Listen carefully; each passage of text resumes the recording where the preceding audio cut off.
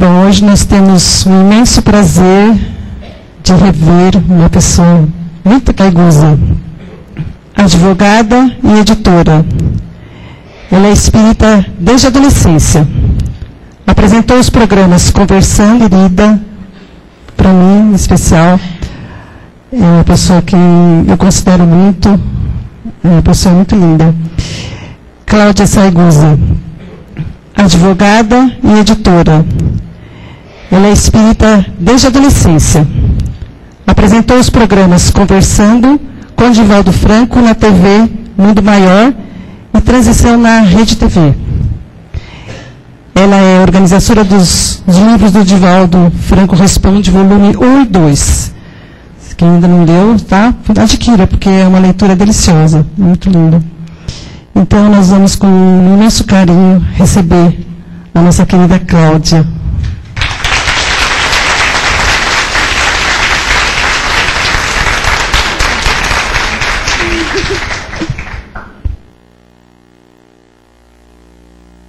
Boa noite, gente. Tudo bem? Tá todo mundo me ouvindo bem? É uma alegria muito grande estar aqui novamente no Grupo Esperança. Boa noite para todos que estão nos acompanhando pela internet também. Rogamos a Jesus que nos envolva a todos nessa noite, através dos nossos benfeitores. O trabalho, gente, de Bezerra de Menezes no mundo espiritual é incansável. Trabalho de socorro àqueles que sofrem aqui na Terra é muito grande. E um desses trabalhos ocorre durante o Carnaval. Bezerra de Menezes organiza postos de atendimentos nessas grandes cidades que tem o Carnaval. Porque nessa época a psicosfera da Terra fica muito pesada. As trevas têm um acesso muito grande nas pessoas que participam do Carnaval, principalmente aquelas que se deixam levar pelos vícios, o sexo desvairado. E ele monta esses postos de socorro para poder atender aquelas pessoas que dirigem suas preces nesta época do ano.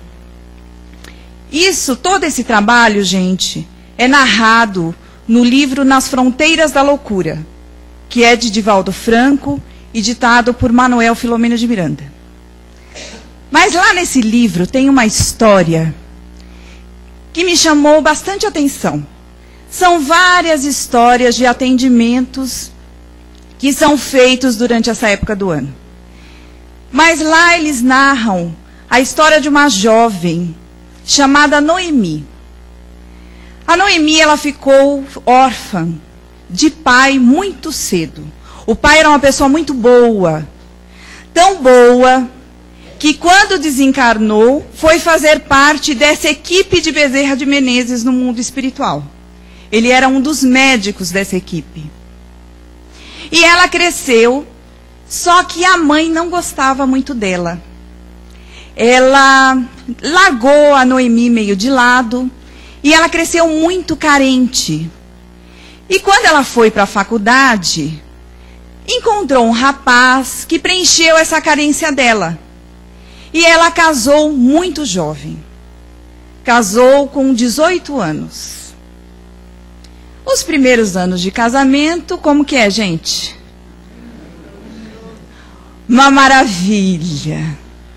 Só que com o passar do tempo, ela foi desconfiando do comportamento do marido. Ela começou a achar que ele tinha uma amante. E aí, gente, vocês acham que ela devia apurar, devia deixar para lá? Onde a fumaça tem fogo, o que ela devia fazer? Onde a fumaça tem fogo. Então tem que ir lá e apurar. Tem que apurar. Vocês sabem que um obsessor que passava por ali teve a mesma ideia e começou a inspirar ela a fazer isso? Era um obsessor que tinha um ódio muito grande por ela. E ele começou a instigar ela a fazer o flagra lá do marido. O que ela fez? Ela fingiu que ia para a casa de uma amiga, ficar várias horas. Só que ela ficou escondida na garagem. Passou um tempo, ela foi para o apartamento. Quando chegou lá, o que ela viu? Ele estava lá com a amante. Só que a amante era a mãe dela.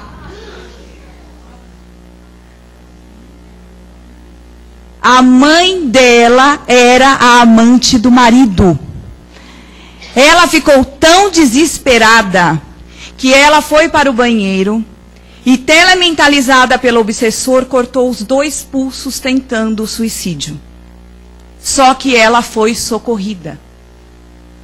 O pai, como já era da equipe de Bezerra de Menezes, tentou o tempo todo intuí-la para o bem, porque o suicídio é uma coisa muito grave para a nossa evolução. Mas ela já estava tão transtornada que ela só ouvia o que o obsessor mandava ela fazer. E ela tentou se matar. Só que ela foi socorrida. E por merecimento do pai, ele chama Bezerra de Menezes para que possa socorrê-la. Quando ela chega ao hospital, o obsessor, ele está tomado de fúria. E ele falava: você não quis morrer, sua infame? Pois agora você é minha. Você vai vir comigo. E o ódio dele era tão grande por ela que ele provocou uma parada cardíaca nela. E os médicos estavam socorrendo ela, só que ela não conseguia voltar. E ele segurava ela e falava: você agora é minha, sua miserável. Nisso, Bezerra de Menezes entra no recinto e ele desafia Bezerra de Menezes e fala: ninguém vai tirar ela de mim. Ela veio até mim porque ela quis. Ela vai me pagar tudo o que ela fez para mim. Agora que eu dominei ela, ninguém vai tirá-la de mim. E Bezerra de Menezes, dotado de um amor infinito, deixa sair do coração dele uma luz muito intensa. E essa luz toma toda a sala. E ele olha para o espírito e diz: em nome de Deus, devolva essa jovem ao corpo. O espírito se paralisa e a Noemi volta para o corpo e o coração dela volta a pulsar. E os médicos conseguem socorrê-la. Nisso, pela porta, entra uma criança em espírito, que deve ter desencarnado criança, por volta de 8 anos, junto com a avó, que era a mãe do espírito. E essa criança diz: papai, papai, vem comigo, papai.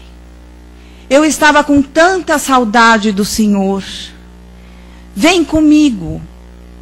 Deixa essa pessoa e vem comigo. O obsessor olhou para aquela criança e reconheceu que era a filha que ele já não via há muitos anos. E lembrou o quanto ele amava aquela criança. E que aquele amor e a saudade que ele sentia por ela era muito maior do que o ódio que ele tinha por Noemi. Então ele aceita partir. A Noemi foi socorrida. Ela sobreviveu. Se vocês quiserem saber o resto da história, vocês leem Nas Fronteiras da Loucura. Porque nós vamos usar a história da Noemi para o nosso tema de hoje. Porque, gente, é uma traição muito dolorosa a que ela sofreu, não é? Mas vocês querem saber por que ela passou por isso? Querem? Eu vou ser boazinha, então vou contar para vocês. Porque ela fala assim, quando ela é desdobrada e ela fala para o pai: pai, Mas por que Deus me deixou passar por isso? Seria melhor eu ter morrido do que eu ver o meu marido com a minha mãe. Por que, pai? Por que Deus me deixou? Eu vou à igreja, eu nunca fiz mal para ninguém. Por que ele me deixou passar por isso? E o pai revelou para ela. Bom, uma das reencarnações dela, anteriores, ela era uma mulher muito poderosa. E ela era envolvida na política. E aquele que era obsessor, na atual existência, era adversário político dela. Só que ele já estava ganhando muito terreno. Para desestabilizá-lo, ela teve uma ideia: sequestrar a filha dele. Só que os capangas que ela contratou não aguentaram o choro da criança, o desespero da criança e mataram a criança. Ele ficou com tanto ódio dela, tanto ódio, que quando ele desencarnou, a única coisa que ele queria era encontrá-la para se vingar. Tanto que desde aquela época, ele nunca mais tinha visto a filha. Porque a única coisa que ele tinha na mente é que ele tinha que se vingar dela. Só que não para por aí. Ela herdou uma grande propriedade, uma fazenda. E na fazenda tinha um capataz. E ela se apaixonou por esse capataz. Só que ele era casado. E ela se tornou amante do capataz. Sabe quem era o capataz, gente? O marido da atual existência. E ela, não suportando saber que ele tinha uma esposa, induziu ele a assassinar a esposa. E ele assassinou a esposa. Quem era a esposa, gente? A mãe dela na atual existência.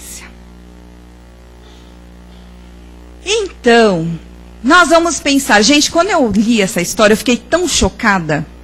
Primeiro, pela traição que ela sofreu da mãe. Gente, quem é mãe aqui?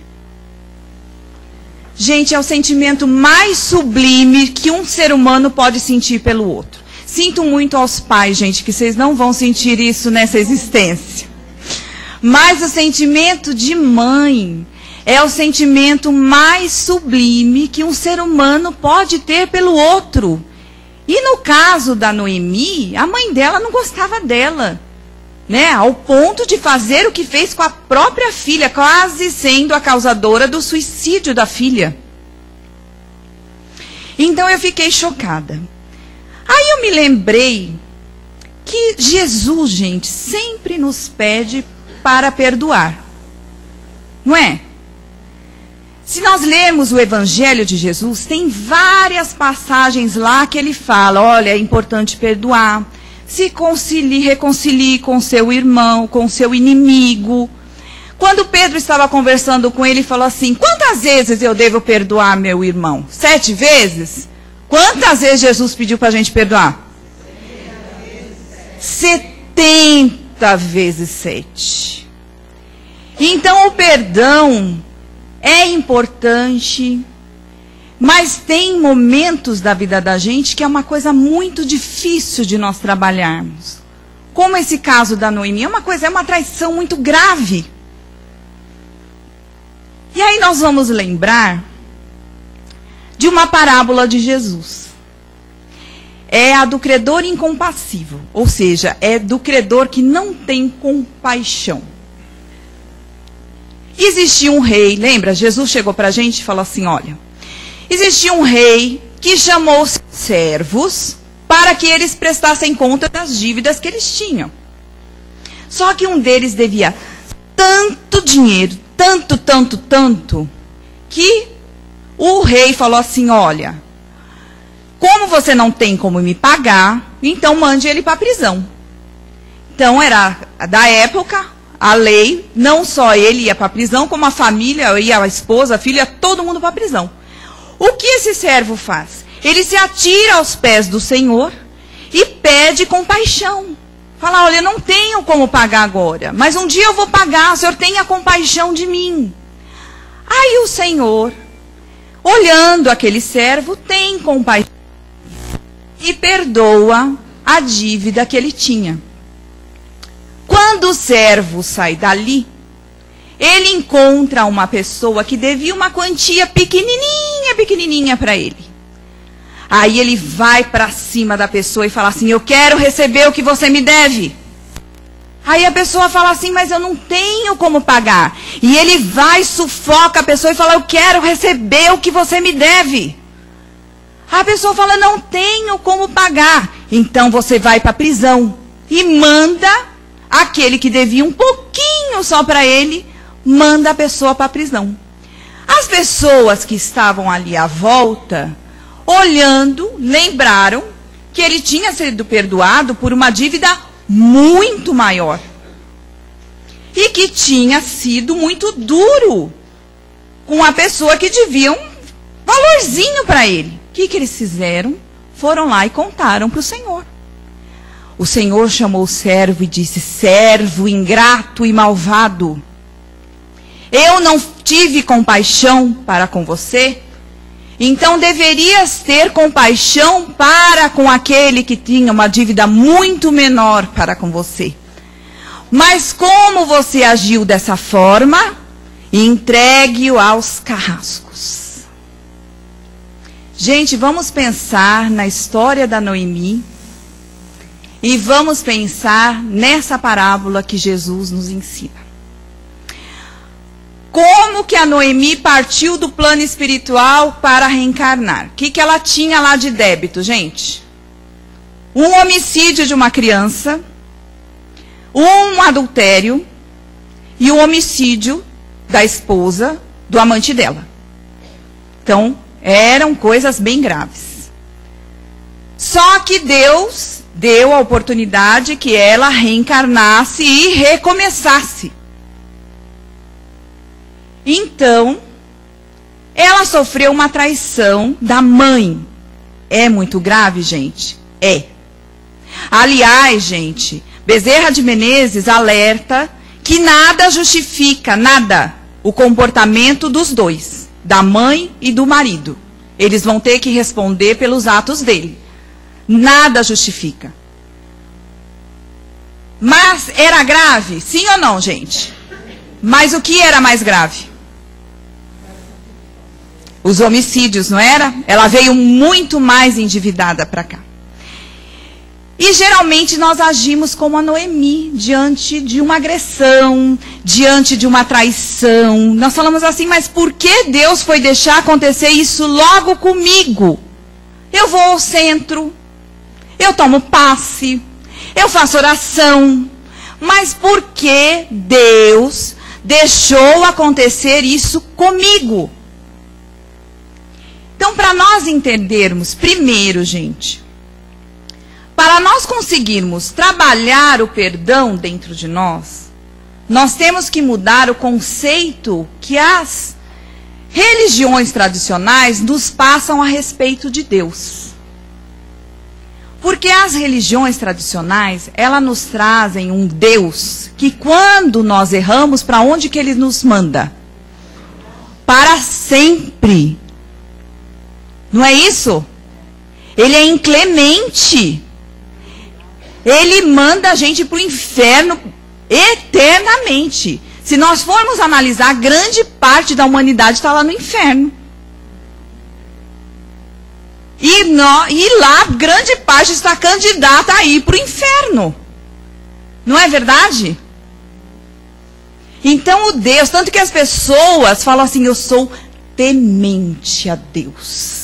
O que é ser temente a Deus? Teme a Deus, tem medo de Deus. Mas por quê? O Deus que essas religiões tradicionais nos apresentam é um Deus que castiga, um Deus vingativo. Vamos lembrar lá de Adão e Eva? Vamos lembrar como que era? Tinha lá no paraíso, né? Vivia todo mundo lá no paraíso. E aí tinha uma árvore que ninguém podia mexer, que era a árvore da maçã, o fruto proibido. Aí veio a serpente. E a serpente foi tentar a Eva. Isso está lá na Bíblia. Agora, dizem as más línguas, isso não está na Bíblia, gente. Mas dizem as más línguas que a serpente chegou para Eva e disse para ela assim: Eva, come a maçã que você vai ficar mais inteligente. A Eva nem ligou. Come a maçã, Eva. Come que você vai ficar mais alta. Ela nem ligou. E cada dia a serpente ia falando. Aí a serpente chegou para ela e falou assim: Eva, come a maçã, que maçã emagrece. Aí ela, dá aqui essa maçã. Aí vamos voltar para a Bíblia. A Eva comeu a maçã e deu para o Adão comer a maçã. O que aconteceu? Deus ficou furioso. Ele chegou lá cheio de raiva e castigou todo mundo. Falou assim: você, serpente, a partir de agora você irá rastejar. Então a serpente tinha perna, gente. Tinha pé. O que será que o caramujo fez para Deus? Porque além dele rastejar, ele carrega a casa nas costas. O que será que o caramujo fez para Deus? E aí ele chegou para Eva e falou assim: você, a partir de agora, vai parir com dor. E você, Adão, vai trabalhar. Então, esse Deus que essas religiões nos traz é um Deus vingativo. Um Deus que castiga. Então, se nem Deus perdoa, porque eu tenho que perdoar? Então, para nós conseguirmos trabalhar o perdão dentro de nós, nós temos que mudar este conceito de Deus na nossa vida. E nesse aspecto, o Espiritismo nos ajuda muito. Aliás, o Livro dos Espíritos começa com Kardec questionando o Espírito de verdade sobre Deus. É a questão número 1 do Livro dos Espíritos. E Kardec pergunta assim: que é Deus? Olha que pergunta inteligente. Porque ele não pergunta quem é Deus. Porque se ele perguntasse quem é Deus, ele estaria transformando Deus em uma pessoa. E ele também não pergunta o que é Deus. Porque se ele perguntasse o que é Deus, ele estaria transformando Deus em uma coisa. Então ele pergunta: que é Deus? E o Espírito de verdade responde: é a inteligência suprema do universo, a causa primária de todas as coisas. Mais para frente, eles vão trazer os atributos de Deus. Mas para nós importante é um dos atributos de Deus aqui para nosso tema. É que Deus é imutável. Deus não muda, gente. Deus não fica triste, Deus não fica feliz, Deus não fica com raiva. Deus não castiga, mas também não premia. Deus é imutável. João Evangelista, ele nos traz um conceito de Deus, que Deus é amor. Então Deus nos ama a todos. Deus, eu não vou falar assim: ai, Deus está triste comigo, por isso que está acontecendo isso. Deus não fica triste conosco. Ah, eu vou fazer isso porque Deus vai ficar feliz comigo. Não, Deus não fica feliz conosco. Mas Ele nos criou leis de harmonia e de amor. E se essas leis são violadas, nós vamos sofrer as consequências dessas leis lá na frente. Cada um conforme suas obras. Não é isso? Mas muitos de vocês devem estar pensando assim: ah, mas perdoar, esse negócio da Noemi, de ser devedor, ter que perdoar. Ah, imagina, lá na minha casa, ai dele se não fosse eu. Lá, todo mundo doido. Eu que sou o esteio daquela casa. Eu que sou o equilíbrio espiritual daquela casa. Ai, no meu trabalho, aquele gente de bando de gente desequilibrada. Ah, eu não. Eu sou o missionário lá. Eu sou tudo de bom que tem naquele lugar. E realmente, gente, deve ter gente aqui assim. Deve ter muita gente missionária. Porque acontece. Acontece de vir espíritos missionários que acabam sofrendo, porque vêm com o intuito de ajudar outros que ficaram atrasados. Quem aqui leu o livro Renúncia? Lembrando do livro Renúncia, é isso que acontece, né? A Alcione, ela já era muito evoluída, já não precisava vir para a Terra, mas ela amava muito Carlos, que ficou para trás na evolução. E ela veio para poder ajudá-lo. E ele faz ela sofrer, né, gente? Ele faz poucas e boas com ela, não é? Só que ela ficou revoltada com ele? Não. Ela guardou mágoa dele? Ela quis se vingar dele? Não. Por quê? Porque quando esses espíritos missionários vêm, eles vêm com o espírito da verdadeira caridade. Na questão 886 do Livro dos Espíritos, Kardec pergunta: qual é o conceito da verdadeira caridade, como nos ensinou Jesus? E o Espírito de Verdade responde: é a benevolência para com os outros. É a indulgência para com a imperfeição dos outros e o perdão das ofensas. Então, quando esses espíritos missionários vêm, eles têm a benevolência. O que é isso? É sempre uma pessoa de bem. Sabe? É uma pessoa de bem com a vida. Pode estar caindo no mundo que ela continua bem. Chico Xavier era uma pessoa de bem. Não adiantava agredir ele, não adiantava fazer as coisas para que ele se desequilibrasse. Ele estava de bem com a vida. E ser indulgente, o que é ser indulgente? É aceitar o outro como ele é.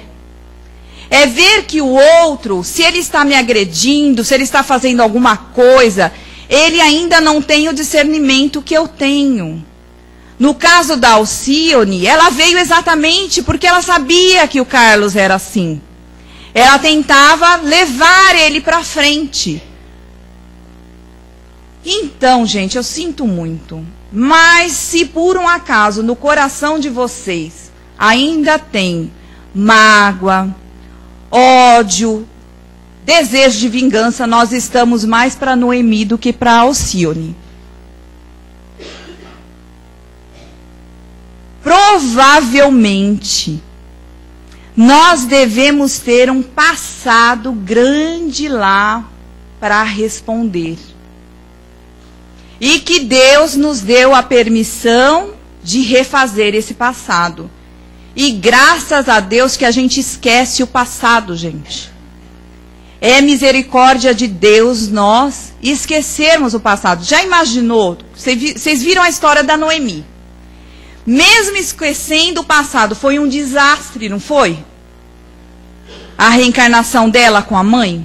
Agora imagina a mãe recebendo a filha e falar assim: olha que linda. Ela roubou meu marido na outra existência. E ainda mandou me matar.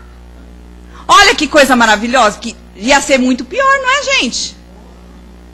Não ia ser? Muito pior. Então, o esquecimento do passado para a gente é uma benção de Deus. Então vamos lembrar sempre que Deus não castiga a gente. Mesmo nós olhando, se nós olharmos as coisas mais escabrosas que existem na Terra, uma pessoa deformada, uma pessoa dementada, Na verdade, ela está tendo a oportunidade que Deus está concedendo para ela. No livro Sexo e Obsessão, eles narram o caso do Marquês de Sade. O Marquês de Sade, tanto que o sadismo, ele era uma pessoa tão atrasada, que o sadismo, quando ele esteve encarnado, vem do nome dele, Marquês de Sade, o sadomasoquismo. E quando ele desencarnou, ele foi para uma cidade dos pervertidos sexuais. E lá ele cometeu mais um monte de atrocidades. Só que a mãe dele trabalha muito e eles conseguem tirá-lo daquela cidade e convencem ele a recomeçar uma jornada nova. Então, na reencarnação, ele vai ter a oportunidade de reencarnar, gente. E ele vai vir, não sei se já reencarnou, com o corpo todo deformado e com a mente em desalinho. Mas não é castigo de Deus, gente. Ele vem dessa forma porque ele feriu o perispírito dele. Com as monstruosidades que ele fez, com as maldades que ele fez, ele feriu. Então ele precisa reencarnar dessa forma para ir organizando o perispírito para conseguir vir em outras reencarnações e melhores condições. Então, quando nós olhamos as aberrações, fala assim, Deus está... Não, gente, Deus não castiga. Toda reencarnação é uma bênção divina. Na verdade, somos nós que escrevemos a nossa vida. Somos nós que escrevemos o que vamos passar aqui. E aí muita gente fala assim, ai meu Deus do céu, mas será que eu sou tão atrasado assim? Vamos pensar o seguinte. Gente, todos nós provavelmente devemos ter um passado para responder. E se nós ficarmos cobrando, pode existir do lado de lá quem, gente? Alguém que nós prejudicamos em outra existência. Nós somos seres milenares, gente. Nós devemos ter vivido infinitas reencarnações. Então vai lá saber o que nós fizemos. Somos seres milenares. Agora, muitas pessoas podem falar assim, mas só pessoa atrasada tem obsessor que acompanha? Não. Não é. Porque o que pode acontecer, quem causou o dano lá atrás, vai evoluindo nas reencarnações. Só que o espírito foi tão humilhado, ele guardou tanta mágoa, que ele permanece como se fosse hoje o que ele viveu. No livro Sexo e Destino, é muito interessante o caso que eles nos trazem. É de um grupo de espíritos que eles foram queimados na Inquisição. E eles guardam tanto ódio daquele grupo que fez com que eles morressem queimados, que nas reencarnações sucessivas, esse grupo até foi melhorando. Mas eles não. Eles vinham, reencarnavam. Mas quando eles voltavam como se nada tivesse acontecido. Eles voltavam, tomavam a mesma forma perispiritual que eles tinham na época que eles foram queimados, as mesmas roupas, o mesmo ódio, o mesmo sentimento. Tanto que eles andavam pela cidade e eles não viam que a cidade tinha evoluído. Eles viam a cidade da forma que ela era na época 400 anos antes. E eles continuavam perseguindo esses espíritos que fizeram mal para eles. E alguns não aguentavam o ódio deles e tinham cometido suicídio. E um deles pedia socorro, então é onde vem a história do sexo e destino, porque daí eles vêm em socorro dessa pessoa para conseguir libertá-lo desses espíritos que guardavam ódio de 400 anos, gente. Quem conhece aqui Divaldo Franco? Divaldo Franco é um espírito missionário, não é, gente? É um espírito missionário. Vocês sabiam que Divaldo Franco tinha um obsessor que queria que ele se suicidasse? Ele tinha um obsessor que tinha um ódio dele há 300 anos. E ele queria que Divaldo se suicidasse. Ele tinha tanto ódio do Divaldo, tanto ódio, que a cara dele era tão feia que o Divaldo apelidou ele de o Máscara de Ferro. E ele perseguiu o Divaldo. O Divaldo, ele adotou mais de 600 filhos, não sei se todos sabem. Ele educou, ele fundou a Mansão do Caminho, ele dedicou a vida dele divulgando o espiritismo no mundo todo e educando crianças carentes. Na Mansão do Caminho já passaram mais de 50 mil crianças. E esse espírito tentava de toda forma prejudicar o Divaldo. E o Divaldo, tendo paciência com a mediunidade que ele tinha, ele via o espírito, ele até fala que ele é muito grato ao Máscara de Ferro. Porque graças a ele, ele teve que desenvolver a disciplina, porque ele tinha que disciplinar muito qualquer ato, qualquer pensamento dele, para que ele não entrasse e prejudicasse a mente dele. Porque Manuel Filomeno de Miranda, gente, ele faz uma explicação muito interessante a respeito da obsessão. Ele fala assim, que aqui existe uma mente devedora, uma mente que fez alguma coisa de mal. E aqui está uma mente cobradora. É como se existisse uma tomada desse lado e um plugue do lado de cá que tenta o tempo todo encaixar nessa tomada para conseguir transmitir as suas energias.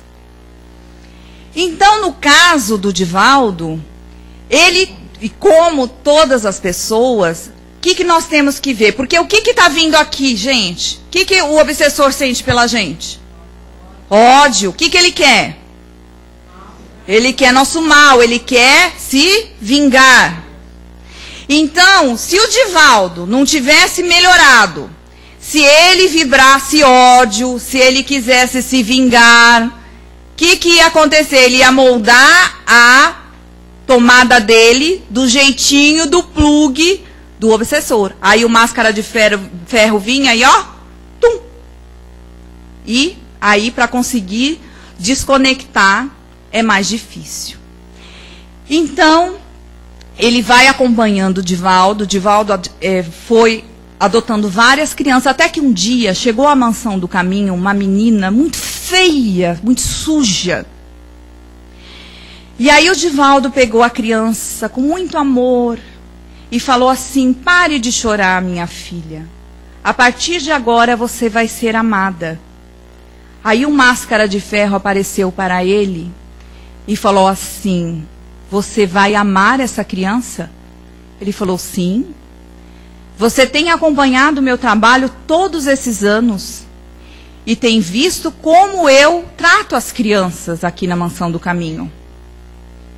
Mas você vai amar essa criança, mesmo sabendo que ela é minha mãe e que ela te odeia. Aí o Divaldo falou, agora eu vou amá-la ainda mais. Porque é uma chance de eu refazer aquilo que um dia, talvez eu tenha prejudicado vocês. Então, a partir daquele momento, o Máscara de Ferro liberta o Divaldo. Porque ele viu que ele havia se transformado moralmente. E Divaldo está aí, né, gente? Hoje em dia, inclusive, o Máscara de Ferro, ele é até benfeitor da Mansão do Caminho no plano espiritual. Ele acompanha o trabalho do Divaldo como benfeitor lá. Então, o Divaldo vai estar no Perseverança esse mês, no dia 25, não é isso? Quem tiver a oportunidade de ir, é uma palestra maravilhosa, gente. Então, até espíritos missionários, gente, tem obsessores que podem nos perseguir. Então, gente, não fica triste que eu estou falando aqui que é todo mundo atrasado, não, viu? Falando que pode ter obsessor querendo lá pôr o pluguezinho na tomada da gente. Mas, por isso que Jesus vem e fala assim, olha, perdoe. Gente, a gente não sabe, né? E se, né? Vamos pensar assim, quando tiver aquela traição, né? Porque não existe só traição de marido e mulher, de namorado. Tem traição no trabalho, não é? De amigos. Às vezes você confia tanto na pessoa, você vai descobrir a pessoa fala mal de você para chuchu por trás. Não é? Algum parente. Pode existir uma agressão muito grave. Tantas coisas que podem nos ferir. E geralmente, como a gente está? A gente está lá com o dedão, né? Você fez isso, você fez aquilo, você me magoou, você não sei o quê, você faz isso errado. Não é, gente? Geralmente a gente está assim. Eu sei que não é fácil, gente. Não é fácil. Às vezes a gente tem vontade de chacoalhar a pessoa, não tem? Chacoalhar e falar, acorda! Você não está vendo o que você está fazendo? Dá vontade de abrir a cabeça e gritar lá, né? Porque a gente fala de fora, a pessoa não ouve. Dá vontade de abrir assim e falar assim, ô meu filho, acorda! Você não está vendo o que você está fazendo, está jogando sua existência fora, está fazendo as pessoas sofrerem. Mas, se nós conseguirmos ter o espírito da indulgência, o que nós vamos ver? Que essa pessoa está doente. É uma pessoa que está na infância espiritual, gente. Quando a gente briga com uma criança, né? É normal. A gente fica brava com a criança, né? A gente tem que corrigir, tá corrigindo a criança. Mas depois a gente guarda a mágoa da criança, gente. A gente fica lá relembrando, ai, mas ela fez isso pra mim, que não sei o quê. Não é? A gente não fica remoendo o que a criança faz pra gente. Por quê? Porque a gente sabe que essa criança um dia vai crescer, que ela vai amadurecer e ela vai aprender a se comportar corretamente. Da mesma forma, as pessoas que nos agridem, mesmo que seja, gente, uma agressão gravíssima, como essa que ocorreu há pouco tempo, né, que o rapaz foi e assassinou friamente aquele menino. É uma pessoa, gente, que ainda está no primitivismo espiritual. Não lembra, gente, aquelas pessoas da Idade Média que iam e queimavam tudo, destruíam tudo. Não bastava só conquistar a aldeia, eles tinham que destruir tudo que eles iam pela frente. Então são pessoas, gente, que ainda estão na infância espiritual. Mas da mesma forma que às vezes nós lemos lá no Evangelho segundo o Espiritismo, eu acho tão bonita essa parte, que ele fala assim, olha, se você já está lendo essa página, é porque você já está muito melhor do que você estava há 100 anos. E provavelmente, daqui a 100 anos, você estará muito melhor. Então, em vez de nós engrossarmos a fileira daquelas pessoas que ficam vibrando mágoa, que ficam vibrando revolta para essas pessoas transviadas que Deus coloca no nosso caminho, né? Que pessoas que ainda cometem atrocidades, seja para nós, seja para quem nos conhece, ou para pessoas que vai para a grande mídia e nos comove, é lógico que nos comove, né? Uma situação dessa. É lógico que nós ficamos comovidos, tristes até.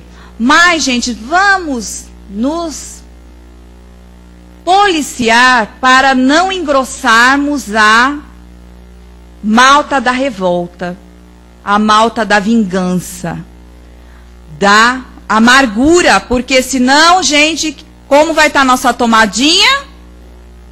Prontinha, para que se tiver alguém lá querendo plugar, vibrando a mesma coisa pela gente, vai conseguir lugar. Nós vimos que no caso da Noemi, intuída, ela quase aniquilou a existência dela.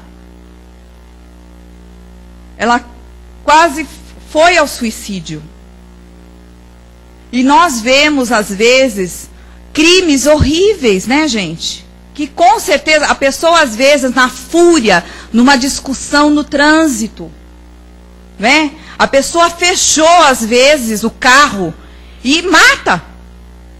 Talvez foi aquele momento, o que eles precisavam, o que o obsessor precisava para conseguir conectar o plugue na pessoa, para telementalizá-la, porque depois a pessoa fala assim, meu Deus, o que eu fiz? Quantos crimes passionais de discussão entre casais, entre namorados, que acabam em assassinato? Né? Então, muito provavelmente foi isso.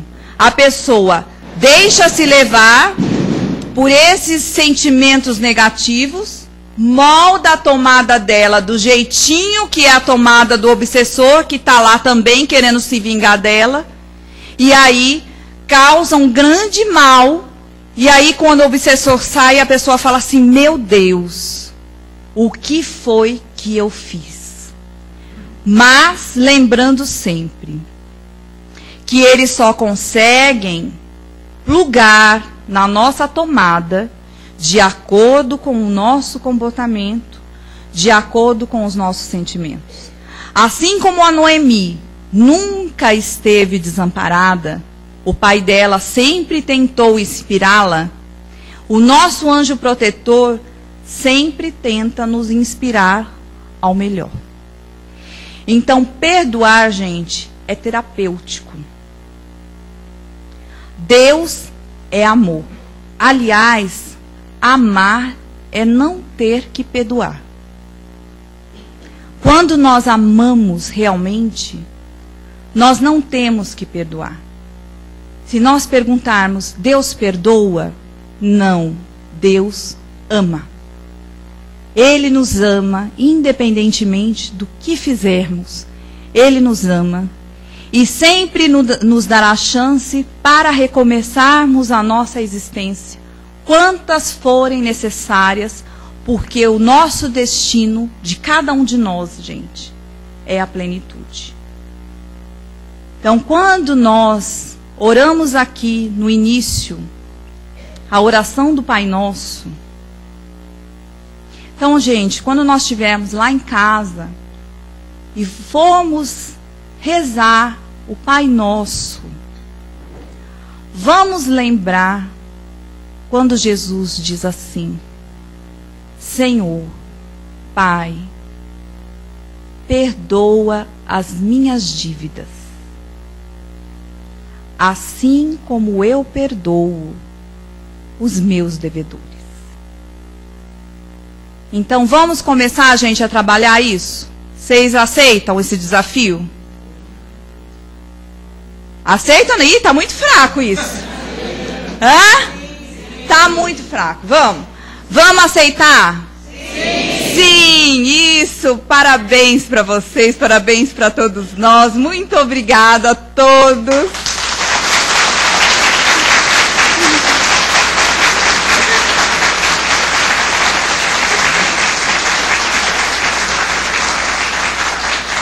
E obrigada ao Grupo Esperança, obrigada por quem nos acompanhou e um beijo no coração de todos vocês, viu? Obrigada.